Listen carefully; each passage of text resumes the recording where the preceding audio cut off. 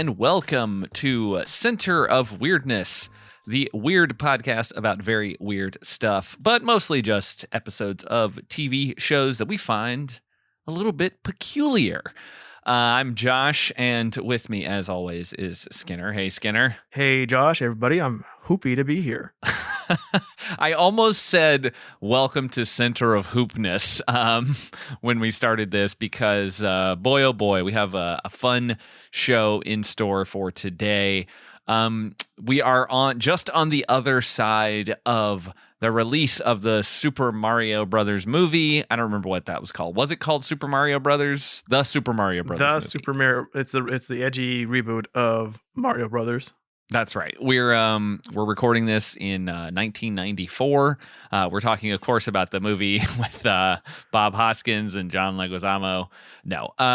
Yeah. So this past weekend, the Super Mario Brothers movie came out. The new action comedy adventure movie CG film with Chris Pratt and all these big stars.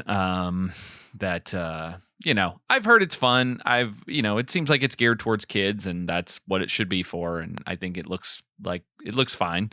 So that's what it is.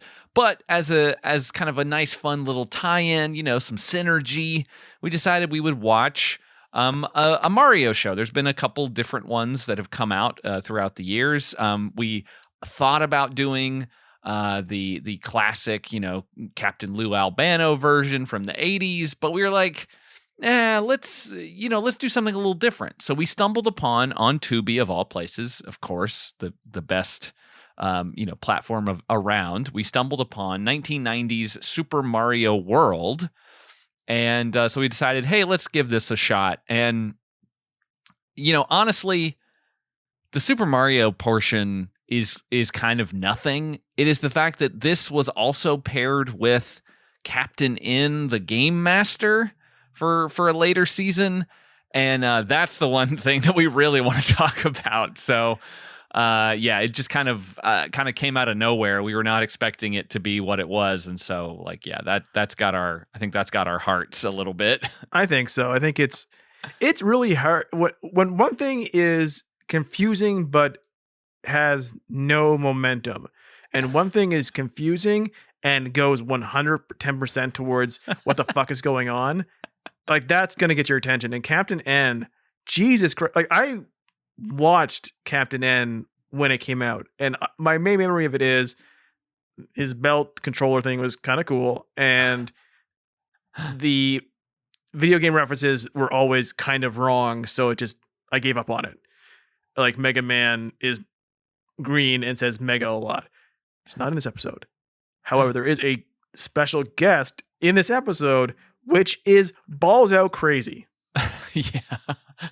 It is unexpected too. So that's the weird thing. It just kind of comes out of nowhere. And it's taken really matter-of-factly. Yes. Well, and that was the reason that we were like, okay, we have to do this because we want to talk about this thing, because they give you a preview of the Captain N segment at the beginning of the episode before the Super Mario World segment starts.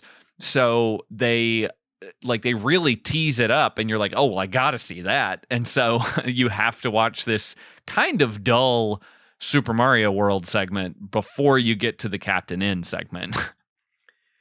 Yeah, and in theory, this is the first episode of Super Mario World, which is a continuation of the Super Mario Bros. 3 show. Okay. So maybe the last episode of that explained the setting changes and such and introduced Yoshi. But taken on its face, if this is the very first episode of Super Mario World 3, World Super Mario Bros. 4 in Japan, wow, what would you like? It is the one thing about Captain N and the kind of the Mario shows is they have these people who never played the game make these shows, right? And they have a rough outline of like, here's what some of the characters look like, and some of the settings kind of go with it, and they get it entirely wrong. And this makes almost no sense other than they're in a dinosaur world in Mario World for a land, and it goes so hard in that direction. Like it might as well be a Joe and Max show, the Caveman Ninjas, or fucking like anything else besides Mario, because it's fucking like you turn this on, you're like, okay, it's gonna be Mario World, cool. He'll have a cape and all kinds of shit, and he'll be fighting those Koopalings with their wrong names. But also, here's a bunch of fucking cavemen, tiny little cavemen with big heads. What the fuck was this?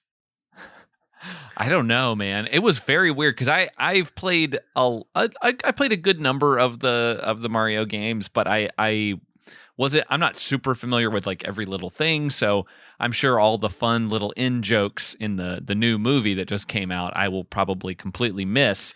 But yeah, there is like, it's very weird to just see all these random cavemen running around. Like that's why I think wasn't that why it was such a big deal when Mario was like in one of the later games, like more recent games where he's like running around in a city and you're like, oh, Mario's running around with people. Yeah, and like that was like a big deal because he's barely ever around other characters. He's in a human city, and also, which is like, it's New Donk City. It's the Donkey Kong City. But also, like, he's not to scale with the other humans. Yeah. And this one, it's like, here are these even tinier than him. Like, they don't even hint that he's saving humans of any sort in any game, because you wouldn't, because there's no real plot to it. I think in the first one, like in the instruction manual in America, like it's suggested that all the blocks you break are citizens of the Mushroom Kingdom that get cursed by Bowser and you smash into these. It's very weird, but like, I mean, he doesn't get coins in this. No, he's just sleeping around and making fun of cavemen. And I don't know, when you were because you were recently at the Nintendo World. That's true. You were inside the Nintendo. Yeah. At Universal Studios. I was my own Captain N. You were the Captain N for a day, which is I wish you went in with that cool jacket. Yeah, seriously, that dude's got some good style. He's got a good fit. If you walked in with an NES Zapper, you'd be tackled. But were there any cavemen there? Not that I noticed. I do think, speaking of that land, it's very cool. I really liked it. The theming is amazing. They did a really good job of making it feel very immersive and feeling like you just stepped into a video game. And like the world is very well rendered, and it's really cool. The ride is fun. All the little activities, great time. It feels a little disingenuous to call it Super Nintendo World. Because it's not. It is Mario Land. It is Super Mario World. Like I know that it probably has to do with licensing and everything, but there's no other real Nintendo properties present there. It is all Mario all the time. Like there are the Pikmin, the Pikmin show up, but I think there is a game where Mario and the Pikmin work together or something. Right? Maybe. I'm not sure. I have no idea. But the Pikmin are there. They're like a fun little Easter egg that you can spot. But like everything else is Mario. Like there's no, unless I missed something, I didn't see any. There's no Metroid running around. There's no, there's no Zelda stuff. There's none of that. Like it's all Mario. It's such a weird half step to me because it's like it feels like they're going like, let's see if a Mario, if we did a Nintendo theme park, let's make the most popular thing first and see like, would this work? And it's like, man, if people will fucking line up for Harry Potter forever, like you put a theme park where one section is Zelda, one section is Mario, one section is Pokemon, one section is Animal Crossing. Oh yeah. And one section is Zelda. And like one section is just Hyrule.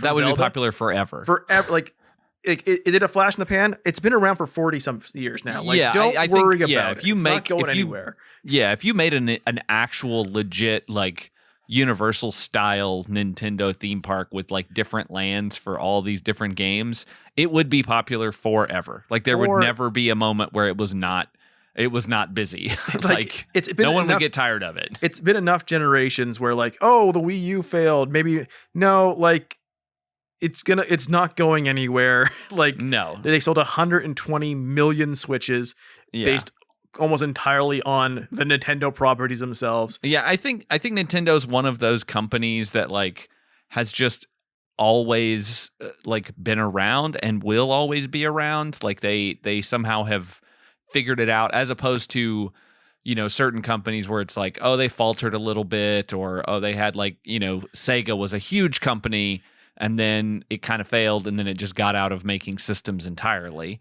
It's And like if Nintendo can survive 1999 through 2010, when the idea when the idea for anyone ages 12 through 25, that like their entire mindset in the world was, I don't want anyone to think I'm a baby.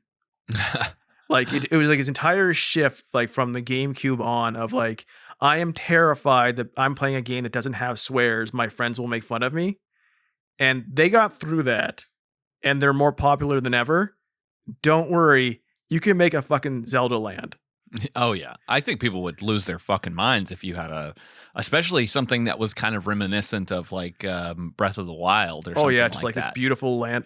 You make a fucking Yeah. Animal Crossing world now after the pandemic. Holy, Yeah. like people would just like line up for days just to walk through that. Yeah, and like you would make you would make an app on your phone that they could use to capture things, and like AR glasses, and you decorate a room or some shit.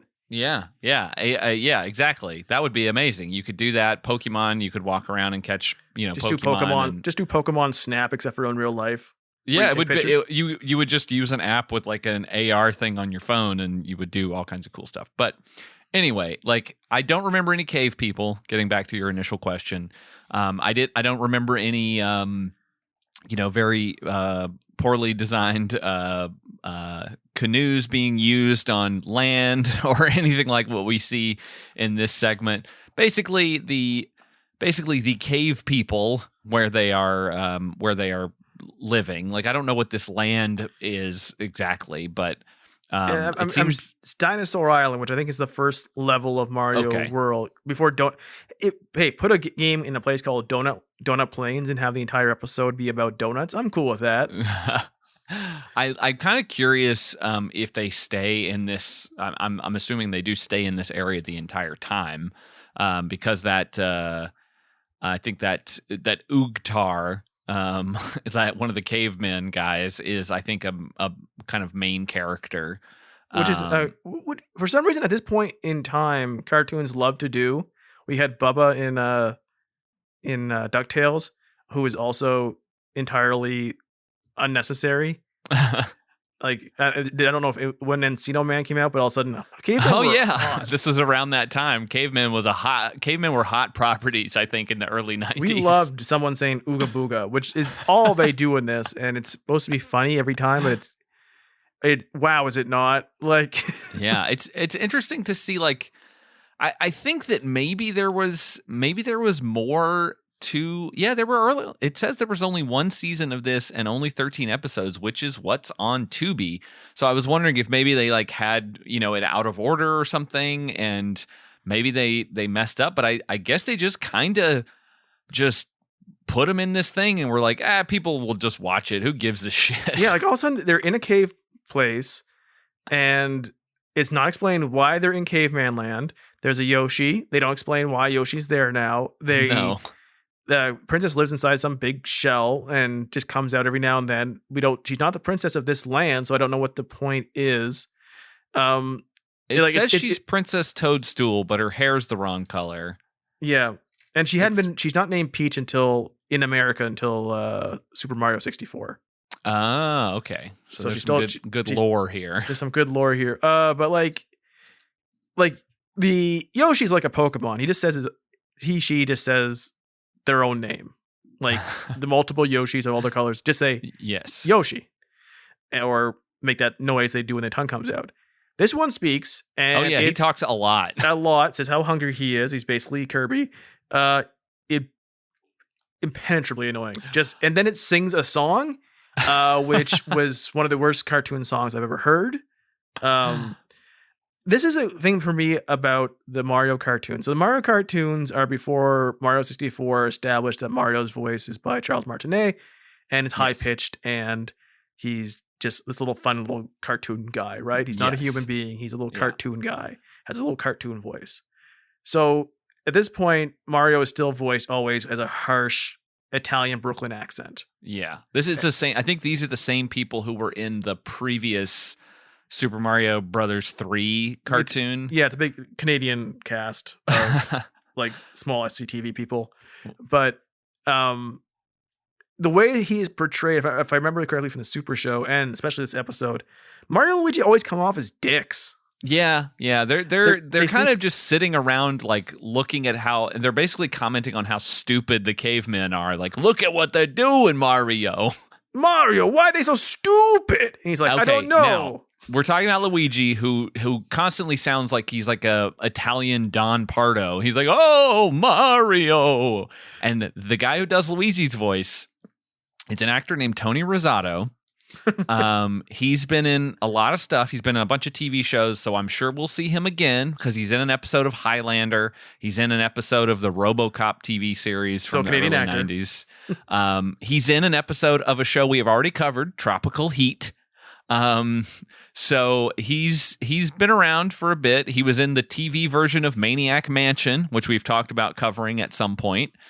And so, you know, guy's been around, he's acted a lot, but there is one role in particular that I have to bring up to you, because it's been a running gag for us for a while. If you've listened to our previous podcast, Predictocast, this came up on that show before, because we had to talk about it because there was another actor in the show who had a pretty amazing name, but he is in the movie Rent-A-Kid, which I've brought up to you a couple times, and basically it's this like weird 90s movie where this guy who runs an orphanage goes on vacation, leaves his dad Leslie Nielsen in charge.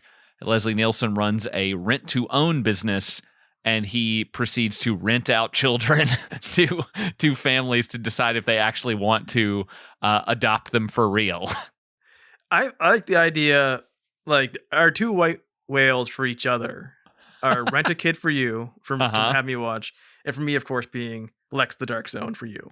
Yeah, well, we'll definitely get to Lex the Dark Zone at some point. It hasn't been long enough since Teddy Ruxpin for us to go back to a oft mentioned Dream episode and Nightman. So like we've covered two of the podcasts, tentpole. Yes, we talk about but never actually cover. We have to wait for our good friend Megan Sunday to be available before we can do Lex the Dark Zone. As her and I descend back into the Dark Zone and take you with us. But I do have to say though, the guy that we kept bringing up on a previous Predictocast episode, also with Megan Sunday. I think that was the Borrowed Hearts movie that has a very similar vibe to this Rent-A-Kid film for at least a portion. But the actor in Rent-A-Kid that I kept bringing up was a man named Stink Fisher.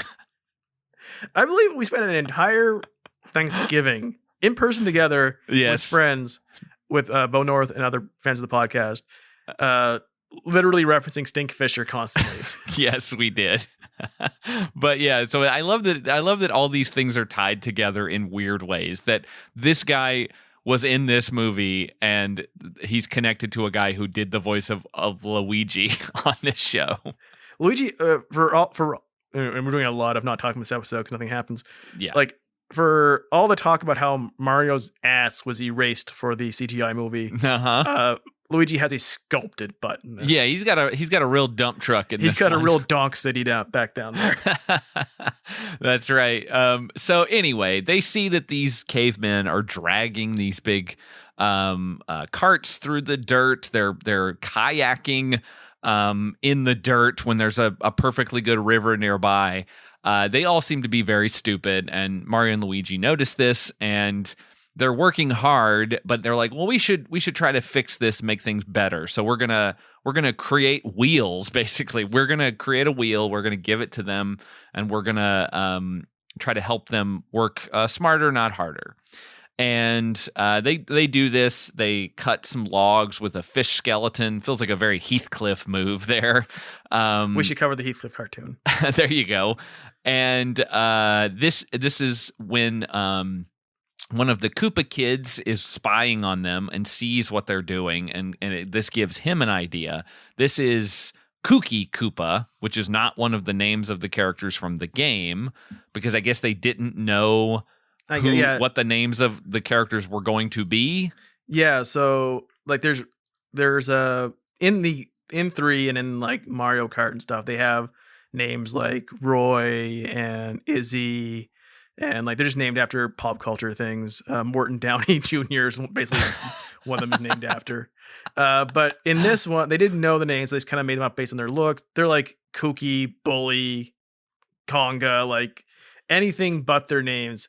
And they're also shaded like by Mario World, the game, like the coloring of what King Bowser, or in this case, they still call him King Koopa. They don't call him Bowser. It's pretty set. Like his nose is orange, his hair is orange, his head is green. Yeah. He's just a lizard in this. And yeah, he just looks like a dinosaur.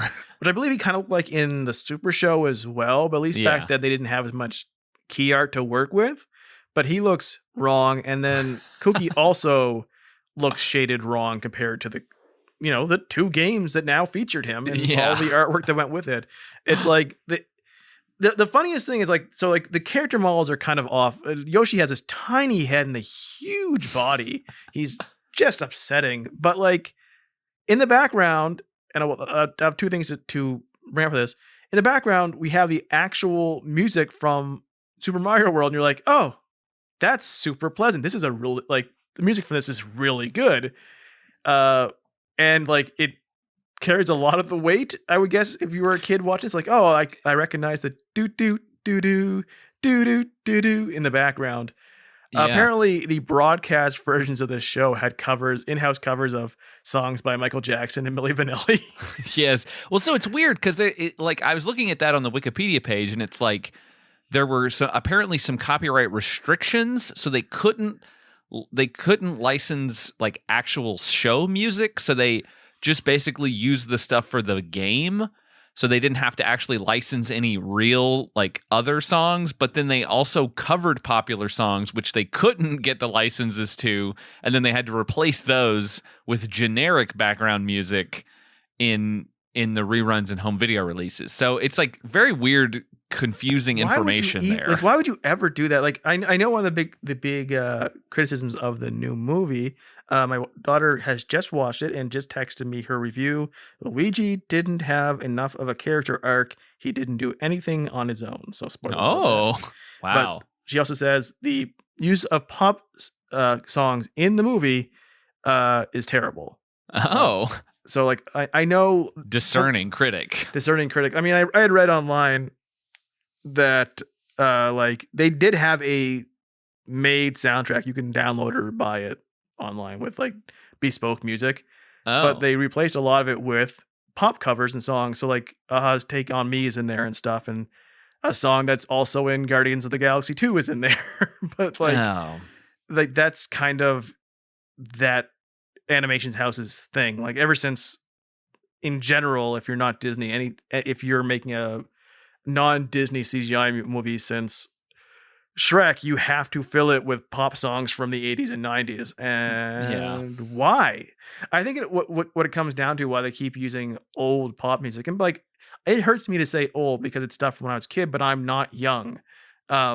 Like if I was a kid and listening to something from 30 years prior, which would have been the 50s, it would have I wouldn't think this is so cool. Well, right? That's why we had that we had that resurgence of 50s pop culture in the 80s, because 80s kids were listening to 50s music. Right. And it's why, as a kid I couldn't understand like half the references on TV on The Simpsons and like, MTV game show type things, because they were just constantly talking about 70s culture, TV culture, which also like when in the days before anyone had home media or internet streaming of things, like to know and remember facts about TV shows that were on 20 years ago was like a nerd calling card. Like you can't easily access this, but I know it. Like I know every episode, every guest star on Welcome Back, Kotter. I don't have a website to pull it up, and who gives a shit?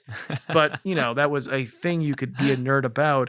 But like there's no cultural saturation at the level of the 80s and 90s. So a song that was a hit then was like just kind of more well known across people because he was Yeah. inescapable. Yeah, Now, true. like something can be very, very big in a genre, and you'll know, like any of us will go on Twitter and see something trending, and like they'll say like, "Oh, X, there's some beef between these two singers or hip hop artists or K-pop artists or pop artists, and they're fighting over YouTube or on podcasts, and you're like, you look it up like I've never heard of them, and then you go on the Wikipedia and they have like 7 number ones. Yeah, there was that funny bit where people were posting like the lineup for Coachella, and they were like, your age is this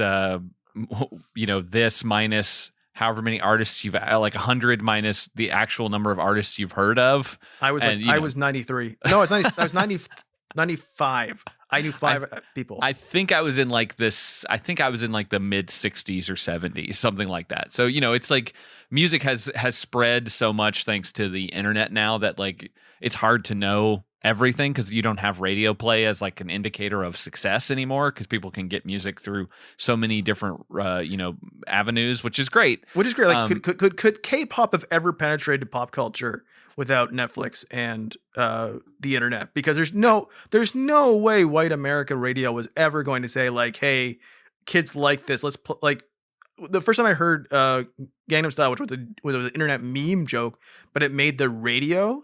Like it made the radio. It's like this must have like been like pulling teeth for like, even though they knew it was a flash in the pan comedy thing. Like it must have been pulling teeth to put a song that did not have English lyrics on the fucking radio in America. Yeah, and now K-pop is huge. Like it's there's no band bigger than BTS. BTS. Yeah. Like that's other bands I guess now too. But yeah, they were huge for a while. So. But speaking of pop music, actually, I saw this on the Wikipedia as well. Apparently, Mark Mothersbaugh did the theme song for this show, which I didn't realize. Like because that's the dude from Devo. Like he's done like the song is very interesting. Tons of music, and I wasn't a fan of this theme song for the Mario show, but I mean that's cool. Like I like Devo. I like his theme for the Rugrats cartoon. and in this is also a fun little bit for people who've listened to us for a long time. Guess when he was born? How close to your birthday? One day after. May 18th. Oh man. But anyway, so let's get through the rest of this Mario thing so we can actually talk about Captain N, because that's infinitely more interesting. So anyway, they help them put these wheels together. Luigi makes what is basically one of those little like 2-wheel hoverboard things. He rides around on that for a little bit. Yoshi destroys a bunch of shit and eats everything. And then they decide they're going to make cars for all of the cave people. This is some Flintstone shit right here. It is very Flintstones-like. Mario brings Princess Toadstool into their factory. He references Henry Ford, which I don't know if Princess Toadstool would know who that was or what that meant. And he shows kind of how the car works. They use a piranha plant to carve out the seat. They build an engine compartment in which they place a Goomba that they torture basically to make it run on a pole, which turns the wheels. It is very Flintstonesy, but even more, I guess, more advanced than just running your feet along the ground. And because they invented cars, they also invented road rage. Because they didn't bother to train anyone on how to use the cars, or they didn't bother to set up a road system or anything like that before they unleashed these cars on the roadways. So everybody crashes and gets into arguments constantly. And Mario just laying on a plank of floating wood, and he basically takes an attitude of, you guys are so fucking stupid, I gave you cars and this is what you fucking do. He makes Luigi do all the work of trying to placate them. They beat him up. And then they get banished to hell. Yes, they basically get banished to hell. Mario is the embodiment of American imperialism, bringing culture. He says something like bringing culture to these people, and you're like, oh, okay. Yeah, and then they don't appreciate it, or they can't. They're too. They can't figure out this, amazing Western culture that he's brought to them, and he's just like, well, you must be stupid then, not just of different culture. You're just literally stupid. Otherwise, you'd be speaking English. They go to the lava land and just kind of sit there. Yeah, they can leave anytime they want. There's a pipe right there. I guess they're honoring. They respect the cave people. So if they are banished, they're going to follow those rules and do just do go what back to they Brooklyn. say. Yeah, really. There's no. Is it established that they're stuck in they landed in dinosaur land and can't leave, and they just became like made it a protectorate of theirs, or like what can they just go? There's no real context for that. Like, it would have been fine if they had put like some sort of context as to how they ended up there in the opening credits. Like, that would be fine. Like, oh, hey, we're stuck. We ended up here and now we're stuck and we have to figure out how to get back to the Mushroom Kingdom or whatever. And but we have to save these people because Koopa's also here. Like, okay, fine. Well, that's fine. I could deal with that, because that happened a lot in cartoons. And even like the Teddy Ruxpin cartoon had a ton of scene setting in that little opening bit, so you kind of got a sense of what the show was about. But this one, it's just like, yeah, we're here, and there's cave people, and there's a Yoshi, and there's no Toad, and that's it. Yeah, it's a weird thing. So it's once again, there's no context, so it's hard to really put, and it's kind of dull, so it's hard to get some real teeth into this. But like, then Kooky Koopa's made a giant robot that blows fire, shaped like a dinosaur. He's basically made Truckosaurus. He made Truckosaurus. Truckosaurus comes in town. They put a metal jaw on Yoshi so he can dig potholes. Well, yeah. So they bring the Mechasaurus, or whatever they're calling it, to town. They burn down the gate and they basically start destroying the city. Which, it's weird that these cave people have a city. I was never clear about what was happening there. Well, they were also trying to row a boat on land, so I don't know. Like, maybe another pair of video game friends made them houses earlier. Maybe. So yeah. So basically, they then the cave people then go to Princess Toadstool and ask her to bring Mario and Luigi back to save the day. So she signals them with Morse code through the pipe, and then they just pop back up. Well, actually, they don't, because he has to hit a bunch of blocks and get a feather so that they can fly up the pipe. And they basically set up a bunch of obstacles, like you said, with Yoshi wearing this weird metal Man in the Iron Mask thing going, and like scooping dirt out of the ground. This is where the Yoshi sings a song, and it's terrible. Oh, yeah. It's so bad. It's not great. And he sings it in voice, which is like this. And then the potholes destroy Mechasaurus, and that's that. Midwest driving, am I right? Just pothole city. And then they get dispatched, and everybody is excited, and then they celebrate Mario and Luigi, who then decide, maybe we'll wait a while before we introduce wheels again. He's like, let's wait a couple years. And Luigi's like, yeah, like a couple thousand. So the Marios, they're called here, are immortal. And yes, like we said, they will be around forever. And we live forever, Mario. It's a horrible burden. But also, part of their curse is that, like, to make up for the curse, they solved a problem of their own making.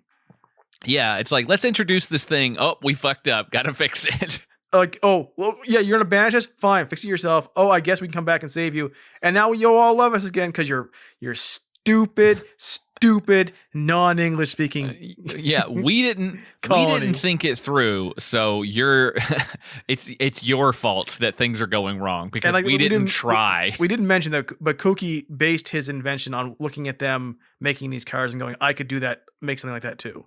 Yes, and he infinitely made something better because his shit is like real big and cool. It's cool. I mean, you could like sell it the Pontiac Silverdome with it. So yeah, that's it. Moving on from that, like I said, kind of bland. We talked way around it, probably longer than we should have. But moving on to Captain N and the Game Master. I want to preface this by saying everything we're going to say about this episode actually happened in the episode. Yeah, boy. This one's something. Okay, so this is not the first episode. Clearly, like this is maybe what, the third episode or third season rather. Sorry, not episode. But it is season. The third season. Yes. Okay. So I guess the first two seasons were standalone, and then they decided to combine the segments with the new Super Mario show once season 3 rolled around. Because it says here that like the first two seasons were like 22-minute episodes, and then the second season was 11. And I don't even think there were that many, or the third season was 11 minutes, and I don't think there were even that many episodes, because looking at the episode descriptions of the Super Mario World show, it really doesn't feel like there's that many Captain N segments involved. So this takes place in modern times because the princess's father is King Charles. Wait, what? Princess Lana, the current regent of Videoland, after her father, King Charles, was banished to the mirror, all capitalized, by Mother Brain. Okay. So. What? She's King Charles. All right, cool. So they would have known he would become king at this point. So the episode is Pursuit of the Magic Hoop. And it says, this is what it says on Wikipedia for season 3. The series was reduced to 11 minutes as it shared a half-hour time slot with Super Mario World. 7 episodes were new, while 6 were reruns. In order to fill up the other 6 time slots, 5 episodes from the first 2 seasons were edited down to 11 minutes. So those probably made no sense. That would be like, this was not edited down, and it made no sense. So it's weird because this one was very strange. This one was connected to the first episode of Super Mario World, unless they're out of order. That's the only thing I can think of, is that they are out of order on this, because it lists this as episode 2. Pursuit of the Magic Hoop is listed as episode 2. I wonder if there's of like season 3. There's certain ones that were connected in the video releases versus the original run. Yeah, but on Tubi it's listed as episode 1. So I'm very confused. Maybe Tubi has it out of order. Maybe there's something where they didn't put them in the right order for some reason. I'm going to look on Wikipedia and see. Yes. Okay. So they list episode 1, but it's actually the second episode. So they have them out of order on Tubi. Can you imagine if you had a guest star like this and you didn't come out the gate with it? Very true. So it looks like Super Mario World, the first episode was actually called Fire Sale. And it's about them, one of the Koopa kids stealing a fire plant, and then Mario, Luigi, Toadstool, and Yoshi go to Iceland, where Yoshi has to overcome his fear of water. What? So, because Mario keeps jumping off his back to get to higher platforms and just letting him fall in the water. I guess. I mean, they don't. Doesn't seem like that's much of a setup. Oh, I see. So it looks like production code wise, this is so stupid that we have to figure this out, but it looks like the wheel thing, which is the one that we just talked about, was production code 401A, while Fire Sale was 402A, but they broadcast it first on September 14th, while the wheel thing came out on September 21st, a week later, which is when this Pursuit of the Magic Hoop came out. So, because it looks like the first episode of Captain N season 3 was the one where they hang out with Robin Hood. That's still not as crazy as this episode. No, okay, so this one's much better. So let's get to it. We've held it off long enough. The N team is what they're called. They travel we only get 2 of the N team in this, by the way. There's an entire team missing. Oh, really? I didn't know that. I see Kevin and Lana and their dog Duke, right? Yeah. And so the other main characters who show up most episodes are Simon Belmont. Okay, from Castlevania. Castlevania, who is blonde, muscular, and arrogant, and loves his own looks. That's his character in this. Kid Icarus, who, by the way, in the game is not called Kid Icarus. That's just the name of the game. And Mega Man, who in this is short and green and says Mega everything. Wow, I hate that we didn't get to see any of those. And they fight Mother Brain, King Hippo from Punch-Out, who is blue in the cartoon, the Eggplant Wizard from Kid Icarus, who is the worst enemy of all time in all games, and Dr. Wily from Mega Man. Oh, well, it says also there was a character named Game Boy who was voiced by Frank Welker. That is in the second season. He is a giant human-sized Game Boy. That's awesome. I really hope that shows up in the new Mario movie. That is as blunt force trauma. Hey, let's get the Game Boy into the show as you could possibly do. Seriously, because this was early 90s, so Game Boy was still fairly new at that point, right? Oh, I think it came out in 89 or 90, at the latest. That would make sense because this would be yes, because it debuted in the first episode of the second season titled Game Boy, which aired on September 8th, 1990. And when was the Game Boy? July 31st, 1989 was the debut in North America of the Game Boy. So not even, it's like 1 year in. Yeah, basically a year after. They're like, hey, don't forget, this thing still exists. It probably won't last long. Not like fucking 10-year plus, because thanks to Pokemon. But yeah, so they go to Hoopland to compete in a sort of basketball tournament for Hoop-de-Doo-Dah Day. Hoop is said a bazillion times this episode. Yes. This is the Wikipedia says this is because they want to say every episode is after a game.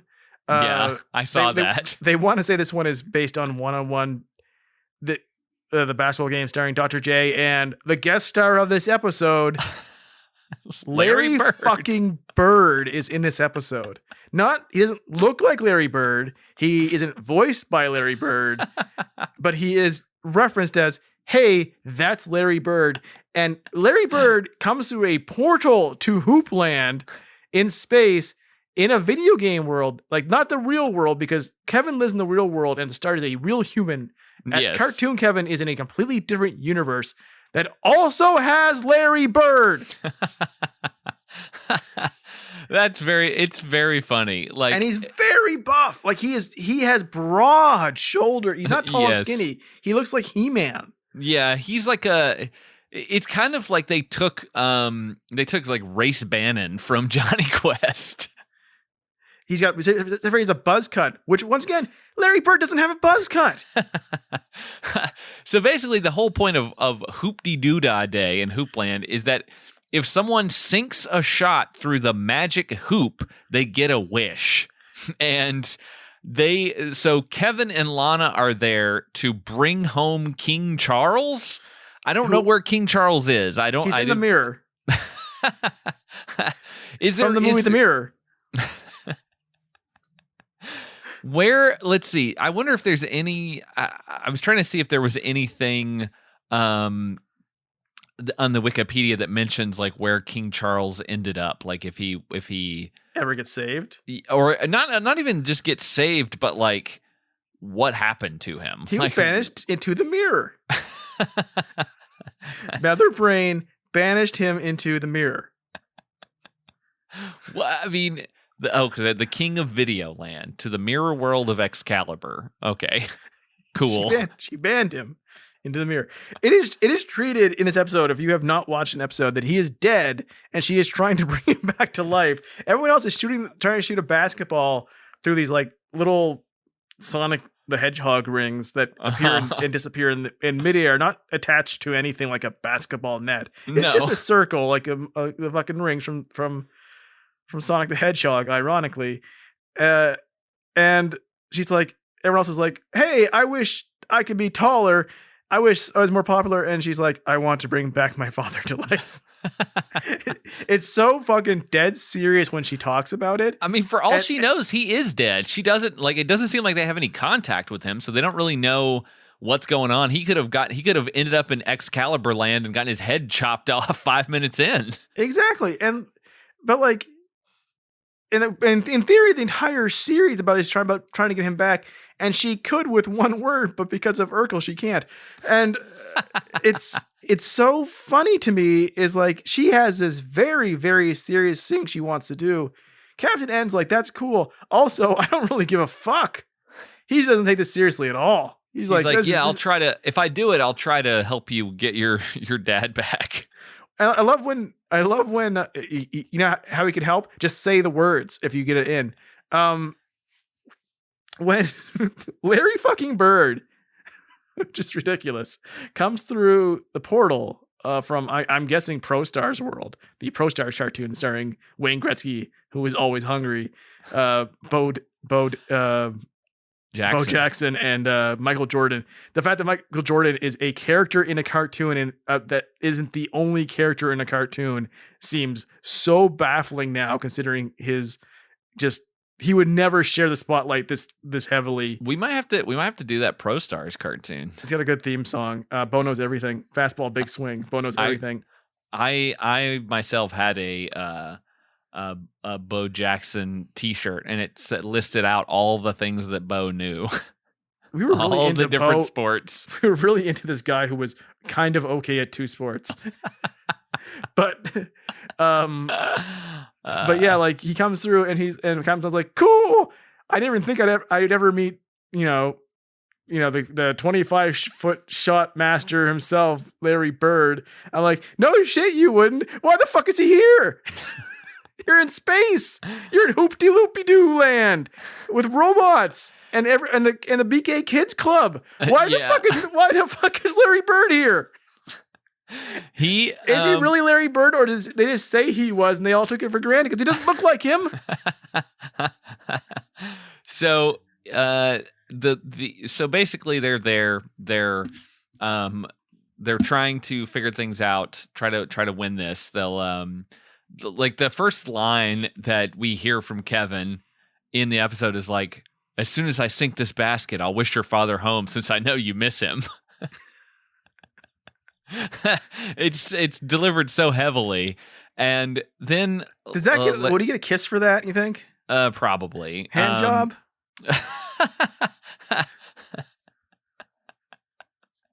I sank this shot and hoop-de-hoop land. Could you give me a handy? Make your hand into a hoop-de-hoop. Hey, I'm about to sink this basket.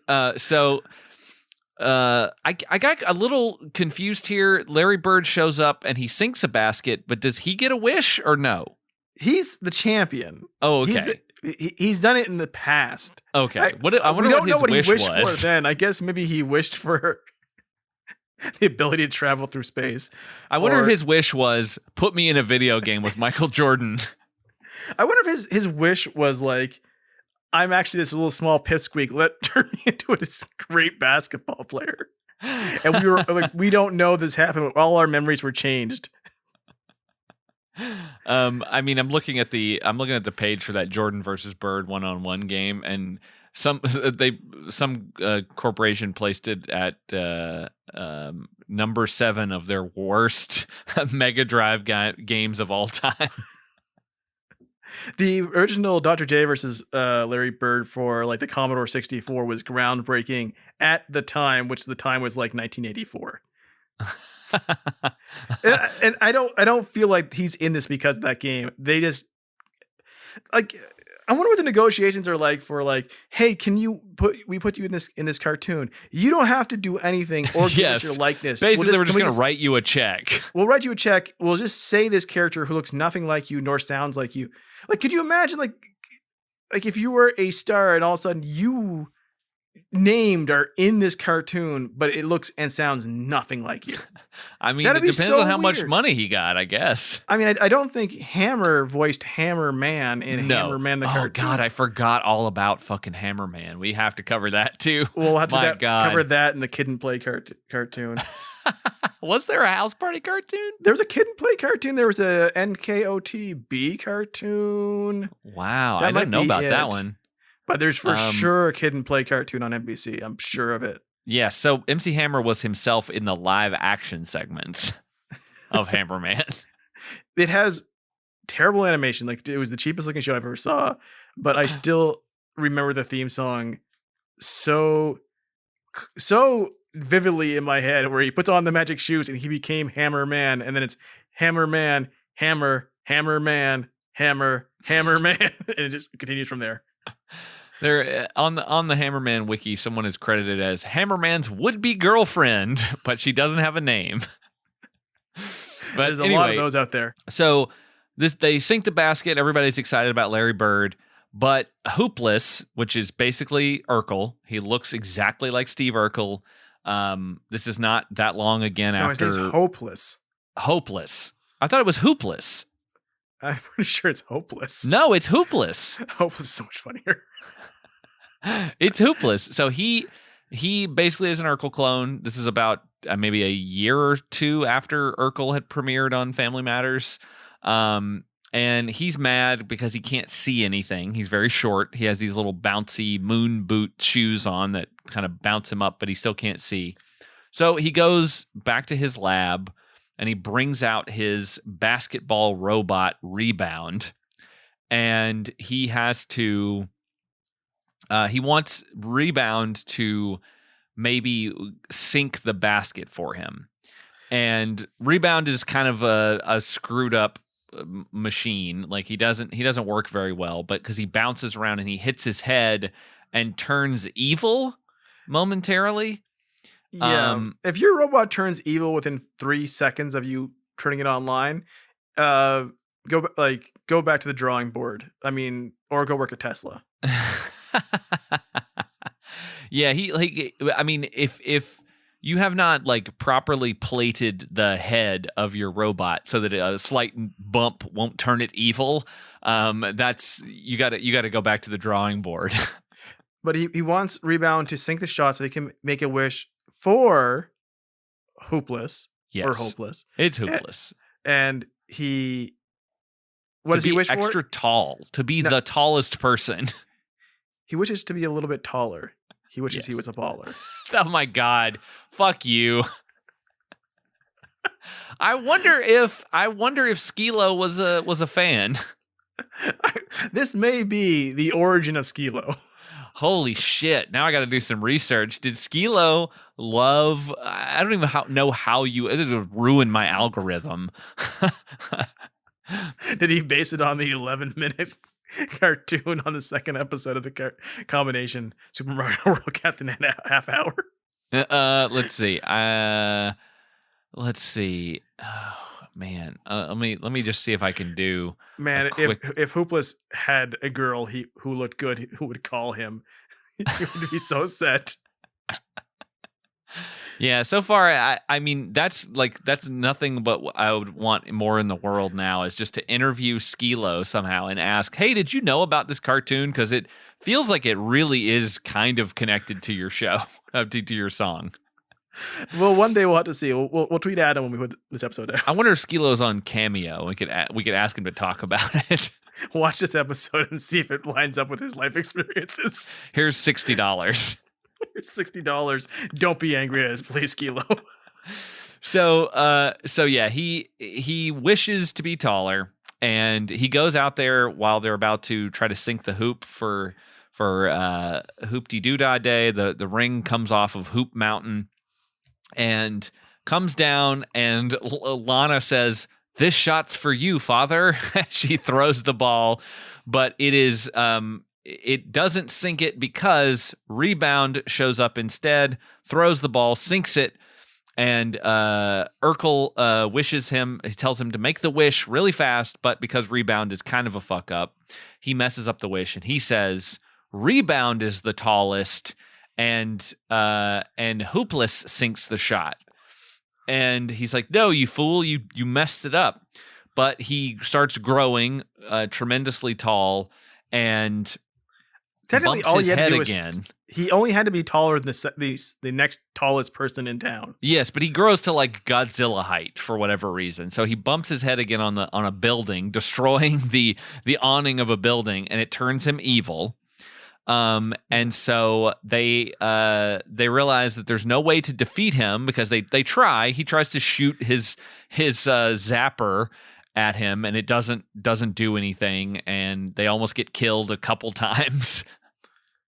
As you do, it was either their two options were shoot him with the NES zapper or throw a basketball at him. Yeah, Larry Bird tries to throw some basketballs at him, but it doesn't seem to really do anything. There's one point where Captain N uses his gamepad where it really seems like he's just going to say, fuck this town up, we're going home. Yeah, he's like, gotta go back to home base. And he just like zips away. And you're like, oh, well, I guess he's just leaving it. And they realize that the only way to defeat the evil rebound is they have to climb Hoop Mountain and get to the top and make another wish. Apparently, that's the only other way that you can get another wish on any day that's not Hoop-de-doo-dah day. So, okay. This episode so far has been bonkers. Yes. It now gets crazier. It gets even crazier because it's like, oh, we got to go climb Mount Everest, basically. But inside is basically a lair, and inside that lair is the Clockmaster. Yeah. Who is just a scoreboard with the hands of the clock, making it an evil mustache. Yes, it's a very strange looking character, and he is very evil. He says hoops a lot, like every fucking else person in the show. I mean, I guess that if you were to do like a word search on this, it would easily be in the hundreds. So I would definitely recommend great SEO for hoop. Yeah, I would definitely recommend not doing a drinking game for this because you will be dead very quickly out into this 11-minute cartoon. So his first challenge, I want to mention, he doesn't say it's a series of challenges. He just acts like the first challenge is it. They have to sink a ball within a certain amount of time. Yes. But they're also being attacked by bats who have circles in their stomach, and if you hit them, they turn into two bats. Yes, they split into two, and they seem to be having a big problem, but eventually they sink it.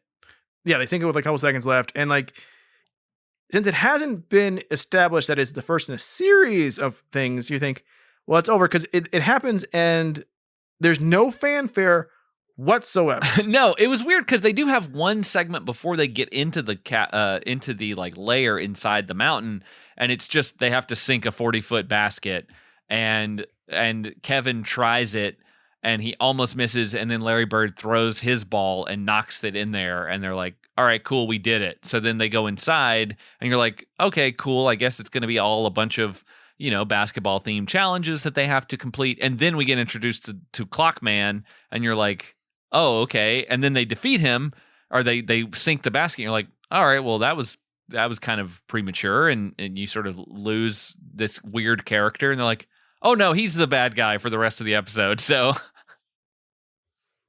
yeah, because all of a sudden they're in a second room, and there's something.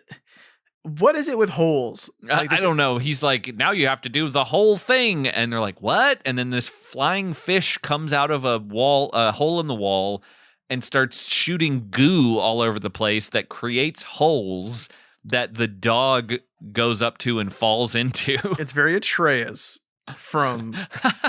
Yeah, he's sinking into the black goo. But like, it's also it's basically like this thing is shitting out or barfing out the space tar that kills Tasha Yar from Star Trek, or the gunk from that Creep Show episode in the lake. Yeah. But like, it's just this flying fish that just spits out tar, and the tar is a hole. It's such a weird thing, and they do like last second they. Where's the one? They get through this one. Yeah. I forget how. And then everyone who fell into a hole arrives like it was no big deal. And then they have to pick one of after those huge challenges of throwing things through hoops, there's just two doors in front of them, basically transporters, and they had to pick one. And Larry Bird's like, I got this, and goes off to the right. We don't have time to figure this out. and walks in and gets trapped into a force field. And he's like, God damn it. You guys go ahead. He's trapped in a force field that's shaped and looks like a basketball. So they go to the next part, and they have to shoot one more hoop. Like, once again, like, they keep beating these things with no fanfare, and I guess this is the last one. And its last thing is they have to shoot a hoop, but there's a cone around a force field, but not all the way up. They have to shoot higher. Captain N doesn't realize it's an issue because he's like, hey, girl, fuck you. I know it's your wish and you've been practicing, but I'm going to shoot anyways. He fucks it up. And then for no reason, he just runs at the bottom of the net and gets stuck in a force field. It's so stupid. Like, there's no reason for him. Like, he's missed the ball. The ball is not over there. He just runs at the net, goes through the force field, and then is stuck in the force field. And he's like, ah! And it's like, what force of will made you do that, where you lost your ability to make conscious choices? It's so funny. It's such a weird bit of like crazy animation where you feel like it's like almost like a video game glitch or something, where the character just starts doing something that doesn't make any sense because he hits it, the force field like rejects the ball, and he just takes off running into it and gets stuck inside. And you're like, why did you do that? It's not even, there's nothing even remotely in what he does. Like, it just runs awkwardly at it. There's no ball there. And like, why did you like lose? Like, is your brain broken? Like, what happened? And then the geography of the scene is very confusing because Lana has the ball and she seemingly throws it backwards, and then it goes into a hoop somewhere that we don't really get context for in terms of its location, which somehow she wins. And then the clock man is mad because he says, I was supposed to win. And he's very sad. And then then the dog and Larry Bird come out of a tunnel in the wall, and they're like, hey, we did it. And then they decide to never shake it. Like, regular human basketball player Larry Bird is never shaken by anything that happens. Yeah, he's just a regular in video game land, I guess. Well, he's the returning champion. That's so he's true. Done this in the past. He hangs out in Hoopland all the time. He's probably got a second family there that his human family doesn't know about. I wonder if this is like Goku training in the extra gravity world. Like, he trains in Hoopland to become good at basketball, but like time changes differently. So like 1 year in Hoopland equals like 1 hour in our time. Yes. So like he's gotten a year better in 1 hour, and that's why he also had a mustache, because he's actually aged really quickly. So they both come out and they realize like, oh, we can make a wish, and I think they are going to wish for or Kevin is like, oh, we could totally wish for your dad. And she's like, well, no, because my dad wouldn't be happy if we wished him back into a destroyed city. So so she wishes for Rebound to go back to normal and leaves her father, I guess, to languish in purgatory for another day. She's so chill about it when she was so serious. Like, this, I've been practicing. This is my one chance. We don't have to go through any of the hoops the mother brain or the villains of this show who aren't in this episode have put us through. We can just, with one basketball shot, say, hey, let's end our national nightmare. And instead she's like, I gotta make up for this hopeless kid who fucked everything up because he wanted to be tall. You piece of shit. You destroyed the BK Kids Clubhouse with your stupid shit, CeeLo. Now you fucking, my dad could be dead and he's going to stay dead because you wanted to fucking be taller. You are so fucking stupid. You have ruined my life. This is why I have to wait another year. Yeah. Are you going to be here next year to fuck it up again? You piece of shit. Oh my God. That's the problem is Hoop-de-Doo-Dah Day only occurs on leap years. So she's got to wait even longer. On hoop years. Yes, they're hoop years. That's right. They're like our leap years, but they're 6 years, not 4. There were 3 years. So she wishes him back. They don't really go into any detail about whether or not the city is still destroyed. So I'm assuming it gets fixed too. But and he's like, I'm sorry, and like Larry Bird's like, no, the town should be sorry for treating you like a piece of shit. And it's like, I hate this entire world. Yeah, Larry Bird is like, that's okay. You know, boys will be boys, I guess. It's fine. Don't worry about it. I'm looking at later episodes of this show, and apparently Bo Jackson does show up on this show. Because there's a Bo Jackson video game. Yeah, It Bo doesn't Jackson matter. baseball. Yeah, it doesn't matter. That's just tenuous. But technically, there was a Bo Jackson. Of course, there's a Bo Jackson baseball Yeah. and or basketball game. Or football Apparently, game. it does have Mother Brain, one of the bad guys. She has big lips the the because she's a team, girl. The N team has to deal with demons under the stadium in the world of baseball, which is where Bo Jackson lives, I guess. Wasn't that in Disney World? Now it's boardwalks and baseball. But yeah, so they wish everything back to normal, and and I guess King Charles is hanging on, like really holding out hope that one day his daughter's gonna come through and wish him back to Poor Penelope's just waiting for him. Yeah. So that is Captain N, Pursuit of the Magic Hoop, an insane cartoon. And again, everything we described, 11 minutes. Just a tremendous 11 minutes. So like, Just not so a good much show, stuff happening, but, like like crazy stuff. They are under no rules for this of like, what can we do with this license? I don't know. Whatever the fuck you want. Yeah. Whatever you want. Just go ahead. Larry Bird's in it. Was okay, so you'll have to, forgive my idiocy. Like there was never a Captain N video game, right? No, which in theory is bizarre. Like that's the first thing you would do. Yeah, Make a shitty. It's weird to me that there wasn't like a Captain N game where they had all these other Nintendo games where you could interact with them. And I guess that's kind of what like Smash Brothers is sort of that, where you have all these cool Nintendo properties and like all these characters interacting, and it's like weird that they didn't make a game of that. Is Captain N in any of the Smash Brothers games? He might be a trophy or an assist thing, but I don't think he should be there blasting people with his fucking gun. NBC might own the character.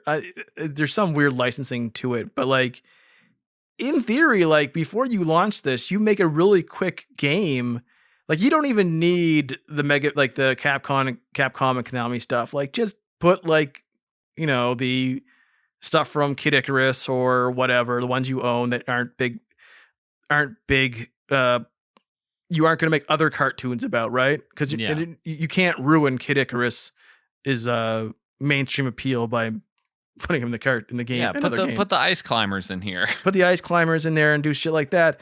And like he fights the dogs from Duck Hunt or some shit. Yeah. Like all you got, like it's the clear thing to do is like, hey, here's this running gun with Captain, and he has the fucking light gun. Maybe have a sequence where you use the light gun, like, and shoot fucking eggplants dicks. Like, I don't fucking know. It's like just that's the first thing you would do these days before the cartoon ever came out, and they literally it never happened. It's bizarre to me. I think it's time for a Captain N Switch game. Like, make it happen, man. That'd be fun. Yeah, I mean, like everyone who grew up with it now has disposable income, and like literally a third of the planet owns a Switch. Yeah, I'm gonna see if Captain N is in Smash Brothers in any way, because that would be, yeah. I mean, maybe Kevin Keene is his name. Kevin what? Kevin Keene. Kevin Keene. Okay, let's see. Captain N, the Game Master. Appears in Smash Brothers LOL Nova. What the fuck is that? I do not know what that is. Yeah, his nationality is unknown. His significant other, Samus Aran, only in comics. Smash Brothers LOL Nova is a fictional video game based on Shin Sharina's Smash Brothers LOL, created by Nostalgia Scapacon. That is the most confusing internet shit I've ever heard. It's much like Super Smash Brothers, but with different characters, stages, and in a more humorous way. I love that he dates Samus in the comic book. Oh my god. Okay, so speaking of, we were talking earlier about pop music and like music that showed up in Super Mario Brothers in the Super Mario World show that we were talking about. On the Wikipedia, it lists the various episodes of Captain N, the Game Master, and in season 1, they really like had a ton of licensed music that they would play. Like season 2 doesn't seem like anything really, and season 3 nothing that I can find. But in season 1, they played. So they played "The Good, the Bad, and the Ugly" by Ennio Morricone. Shakedown by Bob Seger, Born on the Bayou by Creedence, Thriller by Michael Jackson, I Got You, I Feel Good by James Brown, Danger Zone by Kenny Loggins, Isn't She Lovely by Stevie Wonder, White Wedding by Billy Idol, Dancing with Myself by Generation X, which I think the funny joke about that song is that it might be about masturbation. And Shake It Up by the Cars. What a weird world we lived in. Very weird. Like, they used Danger Zone in 2 different episodes. I mean, once you get the license for that, you just go fucking wild. But don't get the license for it for reruns. But yeah, like, it's so wild that, like, you could just do that. Like, I guess that's how it used to be, and we don't really have that anymore, which kind of sucks. Like MTV, all those shows that would air. I know this is like way off topic, but it's just making me think about it. Like, there were a lot of great shows that took so long to get released because of all the music licensing, because they had that deal with MTV where it's like, if it airs on TV on MTV, we have the rights to use these songs because it's part of the package deal that they, signed with Viacom or whatever. And like, we just don't really have that anymore. Like, so it took so long to get like The State on DVD and like Daria on DVD because the music was a big part of those shows, and you just can't use it. And it's like, and I guess this is the same thing. I'm very curious to go back and find old episodes of Captain N and see if these songs are actually still in there or if they've been like cleverly replaced. I mean, I think a lot of the like all the old syndicated shows from like the 90s, like Beverly Hills 90210, Melrose Place, things like that, they had actual music that they had to cut out and replace with like shitty sound-alikes, like Baywatch, things like that too. It's endemic. Like, I know even like wrestling that can't even have a lot of the songs they walked out to. Oh, at really? the time, because like it was written by somebody. They had the rights at the time. They didn't have the rights for streaming because no one wrote those out. Yeah. And all this stuff. So like they have sound-alike weird songs that play when they come out that like, or like their modern music back when they were like, kids, and like you can't hear the crowds and stuff. Wow, that's crazy. It's so weird that like how I mean, if let's let those artists get paid, so I'm fine with that. But like, it is weird how it like those things are so in certain shows, certain songs are so like indelible, and then when you watch them again later, and you're like, oh wait, that music's gone. So the kind of the scene is like less impactful than it was when I watched it the first time when it had the actual music in it. It kind of ruins your kind of brain on how it ends up working. Yeah, exactly. Like, did I remember that right? Especially back when like there was no reference to like go back like so we mentioned the show before, like pre-internet, like your memories of a show were like you saw it once, yeah, and especially if it never came into syndication or something. That's why like Simpsons references are so burned to people's brains, because that was syndicated so often. You saw the same bits over and over, and you'd remember them, and you would, unless you taped the shows, you would, say them back and forth to your friends because you watched I almost made a Simpsons reference earlier when the robot hit its head, and I was like, "There's your problem right there. It hit its head. Got the switch flipped to evil." But yeah, like if you back then like, hey, you watched a show and it had an improbable music cue, and like you never saw it. Like it aired 11 aired 11 times and then never showed again until YouTube came out. If you didn't have an internet to like look up and say like, hey, let me check this episode guide. Did this actually happen? Like, it's all in your head. It's completely, you got to go on a message board when the internet started and go like, does anyone else remember this? And that's all the fucking internet was for the first fucking 10 years, was going on a message board and going, does anyone else remember this fucking happen?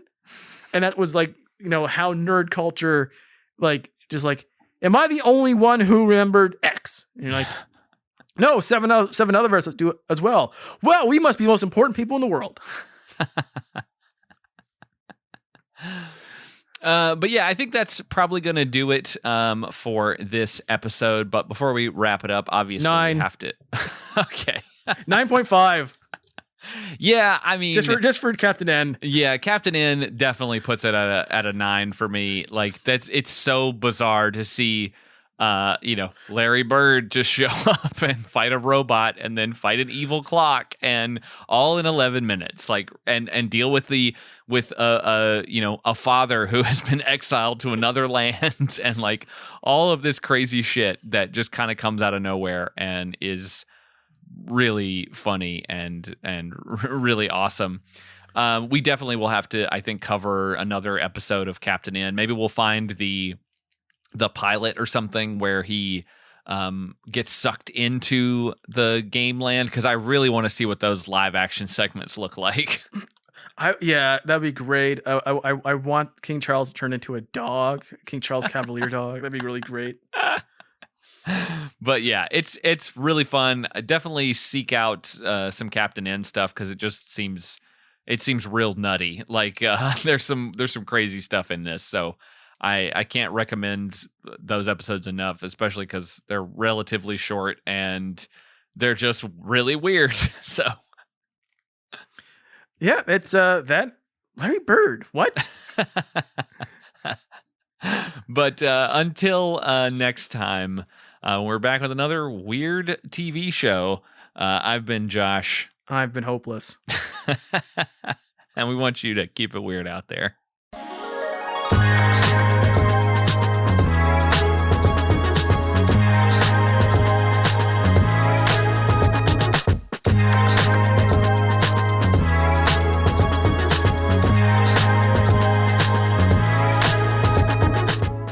You've been listening to Center of Weirdness.